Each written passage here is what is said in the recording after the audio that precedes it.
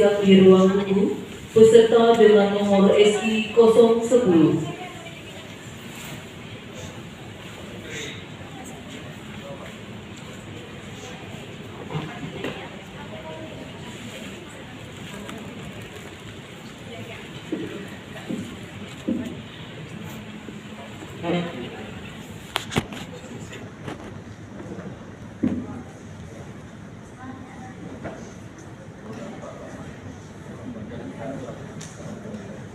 Assalamualaikum warahmatullahi wabarakatuh.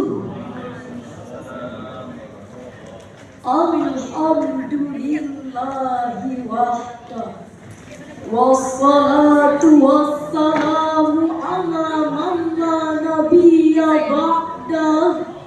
Allahumma salli wa sallim ala sayyidina Muhammad wa ala alihi wa sahbihi wa mawala. Amma ba'd. Dewan Hakim yang arif dan bijaksana serta hadirin yang mulia, Tutut Husniah, seorang pakar sosial psikologi, dalam bukunya Pengaruh Identitas Etnis dan Golongan, beliau mengatakan identitas agama merupakan hal yang sangat sentral bagi seluruh masyarakat Indonesia dibandingkan identitas ras, suku, dan nasionalisme. Karena identitas agama mampu memenuhi kebutuhan psikologi individu terkait identitas diri, harga diri, maupun aktualisasi diri. Di satu sisi hadirin, kita patut berbangga karena identitas agama menjadi identitas utama sebagai warga negara Indonesia. Di sisi lain, identitas agama juga dapat memecah belah persatuan. Terbukti oleh intoleransi umat beragama sampai pelanggaran tempat umat beribadah.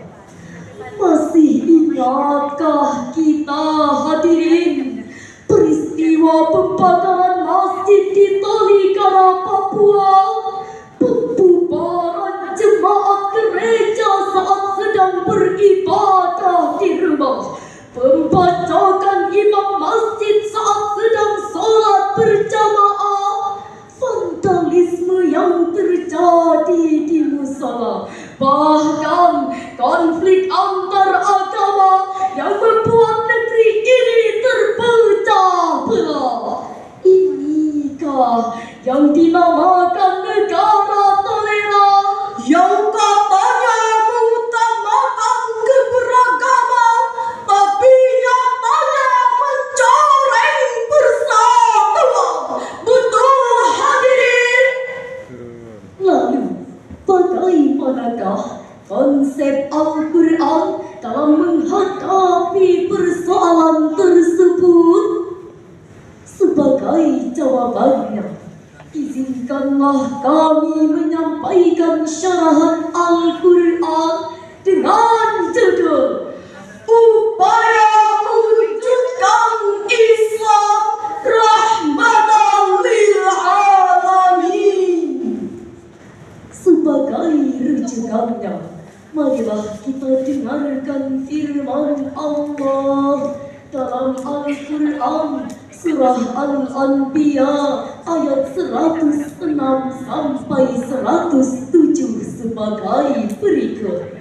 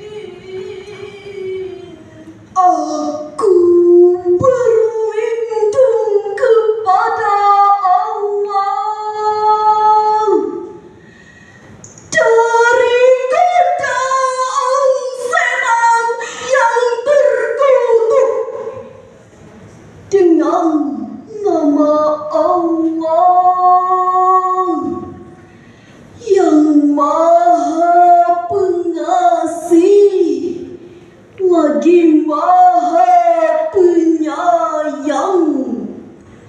Sesungguhnya di dalam Al-Quran ini benar-benar terdapat pesan yang jelas bagi kaum penyembah Allah.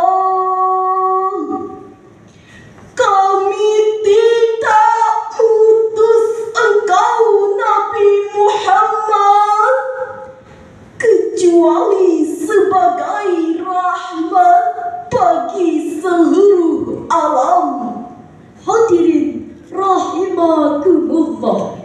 Syekh Abu Fida Ismail Ibnu Katsir dalam tafsir Ibnu Katsir jilid 5 halaman 338 beliau menjelaskan bahwa Nabi Muhammad diturunkan oleh Allah bukan semata-mata untuk membinasakan orang-orang yang tidak beriman, melainkan untuk menciptakan perdamaian dan menjalinkan rahmat bagi seluruh umat. Sebagaimana kubahan lagu berikut ini.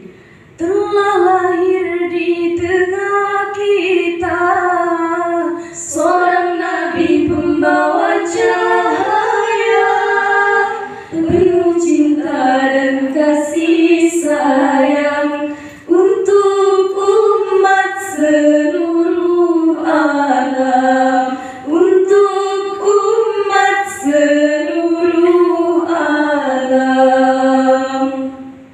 Hadirin yang berbahagia, namun sayang beribu sayang, fenomena yang muncul sepanjang peradaban dan terus berulang adalah keadilan pemimpin dan aliran radikal yang sering menjurus pada tindakan aksi saling keras, saling tabas, saling tancap, bahkan saling bacok.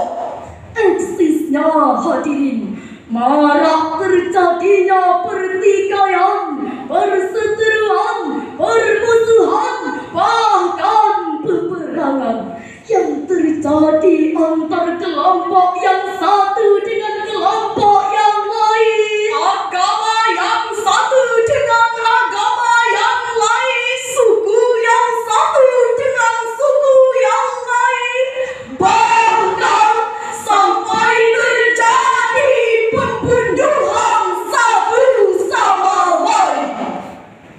Timbul pertanyaan, mengapa Islam yang penuh dengan nilai kenyamanan justru lekat dengan label teroris dan ekstremis? Jawabannya adalah karena sebagian umat muslim ada yang berlebih-lebihan, atau dalam istilah agama disebut ghulwun, yakni berlebih-lebihan dalam beragama. Rasulullah sallallahu alaihi wasallam bersabda an Ibnu Abbas radhiyallahu anhu qala anin Nabi sallallahu alaihi wasallam qala iyyakum wal ghuluwa fid din fa innama ahlaka man kana qablakumul ghuluwa fid din. Dari Ibnu Abbas radhiyallahu anhu berkata, Rasulullah sallallahu alaihi wasallam bersabda, jauhkanlah diri kalian dari berlebih-lebihan dalam beragama, karena sesungguhnya sikap wulu ini telah membinasakan orang-orang sebelum kamu. Hadis riwayat Ibnu Majah dan Ibnu Huzaimah.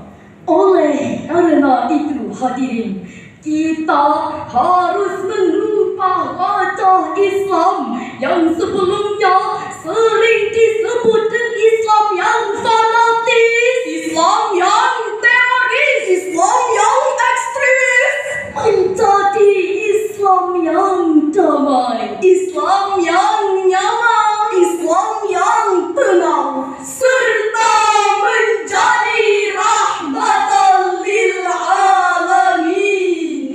Setuju kan hadirin?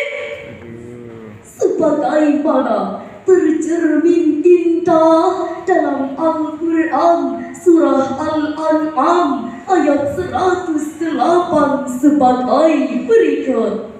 وَلَا تَسُبُّوا الَّذِينَ يَدْعُونَ مِن دُونِ اللَّهِ فَيَسُبُّوا اللَّهَ عَدْوًا بِغَيْرِ عِلْمٍ.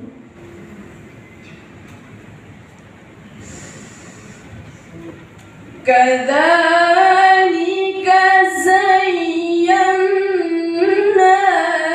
لكل أمة عملهم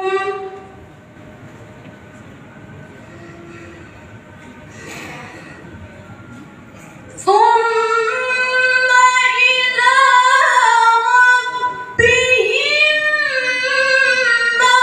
مرجعهم فينبئهم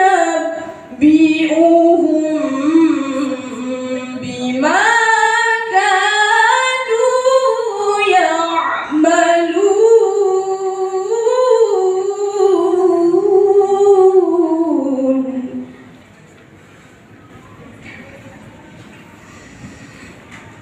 ثم إلى ربهم مرجعهم فينبئهم بما كانوا يعملون.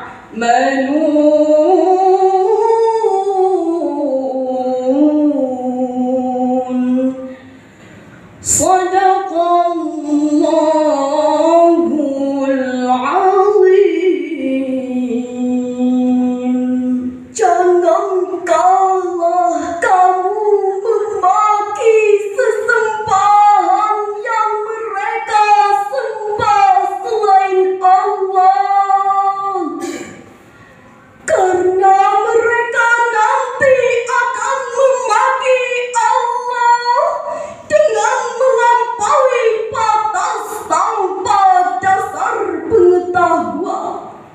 Demikianlah kami jadikan setiap umat menganggap baik pekerjaan mereka, kemudian kepada Tuhan mereka tempat kembali mereka, lalu Dia akan memberitahukan kepada mereka apa yang telah mereka kerjakan.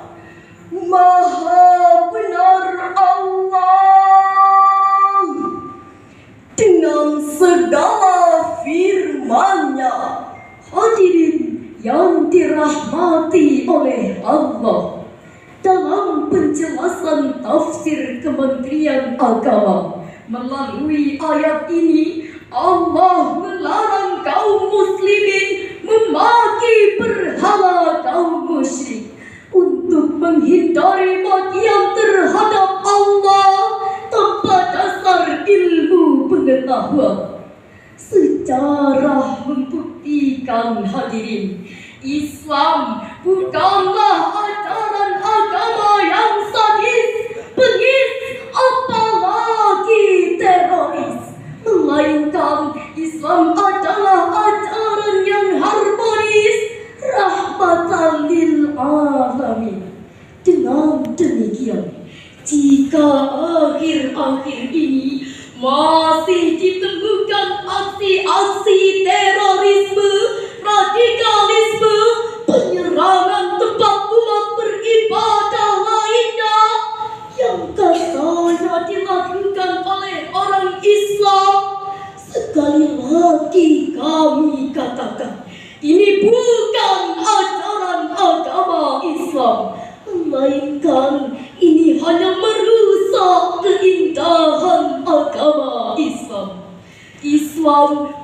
mempersilahkan umat Kristiani untuk sampai pada tingkatan Isa Al-Masih. Islam mempersilahkan umat Hindu untuk mengamalkan ajaran Veda Vendator Resi Agastya. Islam juga mempersilahkan umat Buddha untuk menjalankan ajaran Dharma Siddhartha Gautama. Lakum dinukum waliyadin. Bagimu agamamu dan bagiku agamaku. Dewan Hakim yang arif dan bijaksana serta hadirin yang berbahagia, dari uraian ini dapatlah kita ambil kesimpulan bahwa keberagaman merupakan sunnatullah yang telah Allah tetapkan kepada kita. Oleh karena itu hadirin, hal yang harus